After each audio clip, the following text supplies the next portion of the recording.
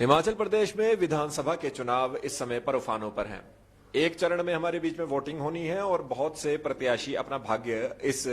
महोत्सव में, इस लोकतंत्र के महोत्सव में इस समय पर आजमा रहे हैं। हम इसी महोत्सव की यदि बात करें तो हमारे बीच में बड़ी मेजर पार्टीज में आती है सत्तासीन भारतीय जनता पार्टी, विपक्ष में बैठी कांग्रेस पार्टी, उसी के साथ आम आदमी पार्टी इस बार हिमाचल प्रदेश में एंट्री कर रही है। 2014 में उन्होंने पहला चुनाव यहां पे लड़ा था, लेकिन बड़े स्तर पर अब एंट्री मानी जा सकती है। और उसी के साथ साथ हिमाचल प्रदेश की ही अपनी पार्टियों में से एक दो राष्ट्रीय देवभूमि पार्टी भी इस चुनाव में लड़ रही है। हमारे बीच में इस समय पर जगमोहन सिंह धीमान जी हैं और आप लोगों को इनसे क्यों मिला रहे हैं वो भी आपको बताते हैं। सबसे पहले तो ये चुनावी चेहरा में क्यों है, ये देवभूमि राष्ट्रीय देवभूमि पार्टी के श्री रेणुका जी से प्रत्याशी हैं। और आपको जिन लोगों को ये जानकारी नहीं है, ये एक आरक्षित सीट है एससी के लिए। और देवभूमि पार्टी जो है वो एक रेपुटेशन रखती है कि स्वर्ण आयोग के आंदोलन को लेकर ये लोग शुरू हुए थे और स्वर्णों के हक की इन्होंने बात की। ऐसे में जो आरक्षित सीट से जगमोहन जी यहां पर लड़ रहे हैं तो एक बहुत ही इंटरेस्टिंग समीकरण बनते हैं कि जो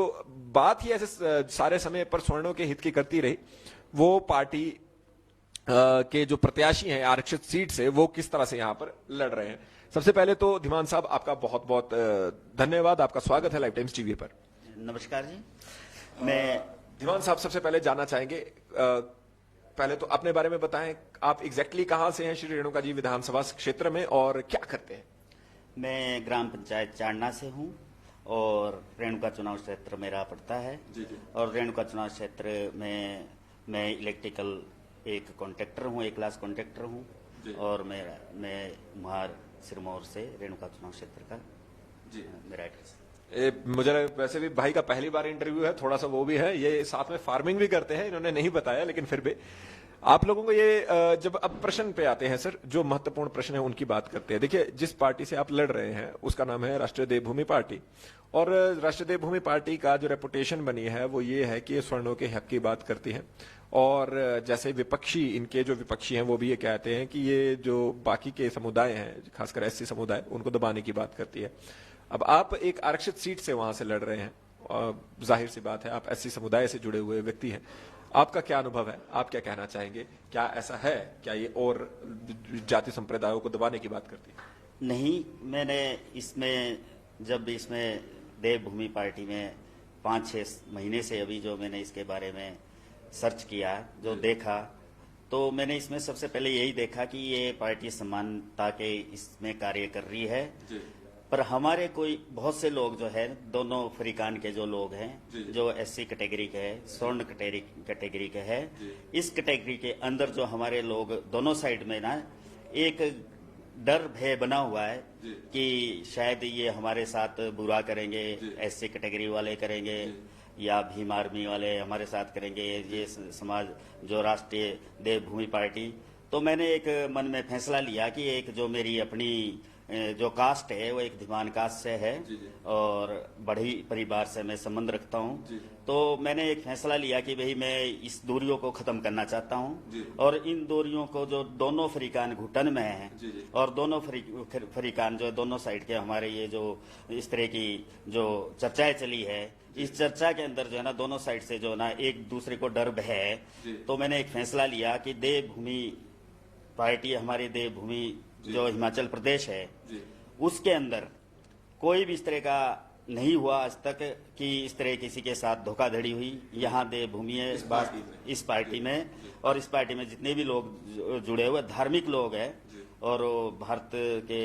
जो जितने भी धार्मिक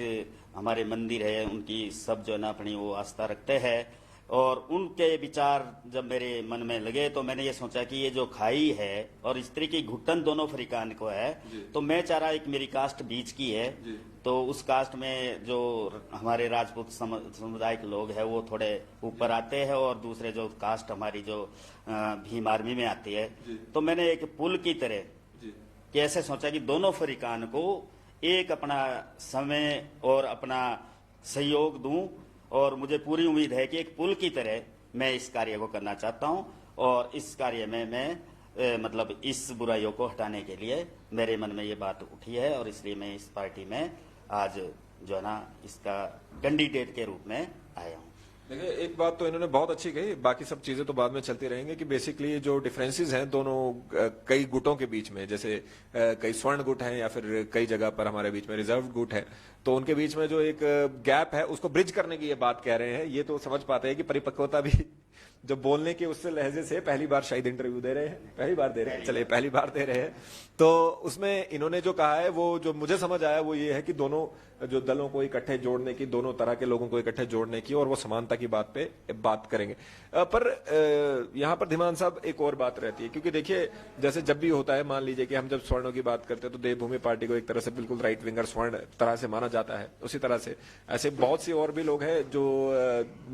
दलित वर्ग, बहुत से ऐसे हैं, दलित समुदाय के बहुत से ऐसे ग्रुप्स हैं जो ऐसा मानेंगे कि भाई आप जो है इनके साथ आए हैं, तो उसका अर्थ ये भी निकालेंगे कि आपने अपने लोगों को यहां पर धोखा दिया है। ये मैं उनकी तरह से कहने का प्रयास कर रहा हूं। आप क्या मानते हैं? नहीं, ऐसा कुछ नहीं है। ये सिर्फ एक कम्युनिकेशन प्रॉब्लम है कि इसकी जो कम्युनिकेशन प्रॉब्लम है, जो इस तरह की पॉइजनिंग कर रहे हैं, तो वो तो ऐसा नहीं है कि घर में, अगर हम घर में जो है ना कोई कबाड़ या कचरा फेंकते हैं, उस कचरे को फेंकने के बाद वो नाली से, खाले से, वो जाके नदियों से समुद्र तक पहुंचता है,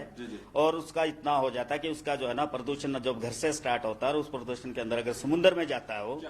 तो उस समुद्र में जाके वो वाष्प बन के जो है ना हमारी धरती पे आता है, हमारी फसलें खराब कर देता है।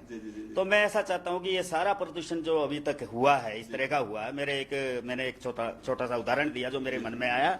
तो मैं इसको ये चाहता हूँ कि इस तरह की जो है ना, ये बार बार जो है ना इसके दवाई का स्प्रे नहीं करना पड़े या कुछ नहीं करे, हम अपने लोकलिटी में जाके इस प्रदूषण को यही खत्म करें और सफाई अभियान से इसको जो है ना हम आगे आए, और इस तरह का हम ये समाज को एक जोड़ना चाहते हैं, तोड़ना नहीं चाहते। और इस तोड़ने के लिए, जैसे मैंने पहले बोला कि एक ब्रिज, पुल की तरह मैं काम करना चाहता हूं। मैं यहाँ पे थोड़ा सा क्लैरिटी, ताकि लोग किसी तरह से गलत तरह से इसको बाद में ना ले जाएं, इसमें क्लैरिटी चाहता हूं कि भाई आप ये कह रहे हैं कि जो इस तरह के विचार हैं, जो इस तरह की बातें निकल के आती हैं, या फिर इस तरह की बातें, रूमर्स जो फैलते हैं कि भाई ऐसा हुआ वैसा हुआ, उन सब जो गलत चीजें हैं उनकी बात कर रहे हैं, किसी व्यक्ति विशेष पे तो कोई टिप्पणी नहीं है। हाँ जी, हाँ जी, चलिए। नहीं, ऐसा नहीं है जी, ये ऐसा नहीं है। जो मैंने ये उदाहरण दिया है, इसमें ऐसा नहीं है कि इसमें कोई किसी एक का है। ये इतना बढ़ चुका है कि इसको कंट्रोल करने के लिए किसी न किसी को तो सामने आना ही पड़ेगा। तो मैंने सोचा कि एक ये बुराई जो इस तरह की पनक रही है, बढ़ रही है, तो इसको जरा मैं समाप्त करने के लिए चाहता हूं कि दोनों को बराबर